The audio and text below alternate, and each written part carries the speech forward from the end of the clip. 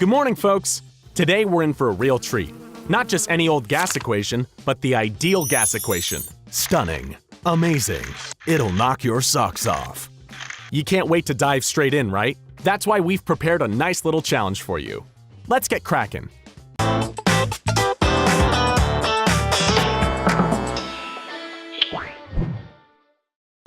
So what's the point of this gas equation anyway?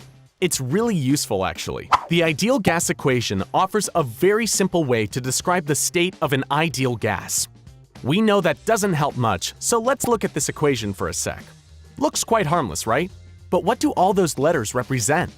The P stands for pressure, the large V for volume, the small n for the amount of substance, and the R with the small m for the universal gas constant. And then we have the large T, which of course represents our temperature in Kelvin. You want to know everything about the ideal gas equation? Look no further. Our video will help you on your way. The example coming up will show what we can do with this equation. Look at this cooking pot that I sketched by hand all by myself. Looks great, right? Now, we want to find out how high the pressure inside this cooking pot is. For this, we're going to use the ideal gas equation.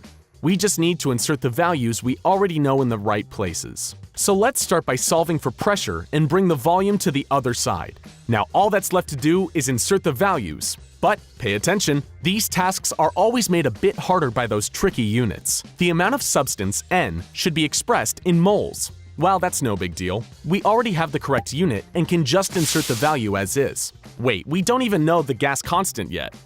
Oh no, whatever will we do now?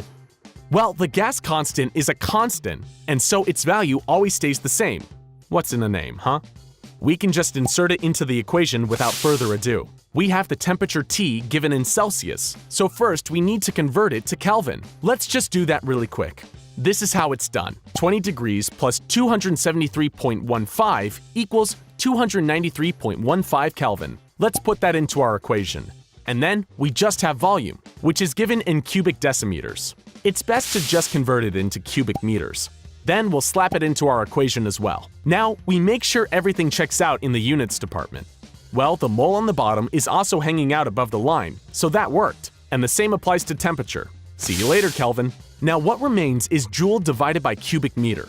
Is that pressure? Pfft, that's a darn good question. Maybe we should try replacing the unit joule by Newton meter. This gives us the following equation. Let's try and tidy it up a bit by dragging all the units to the very right.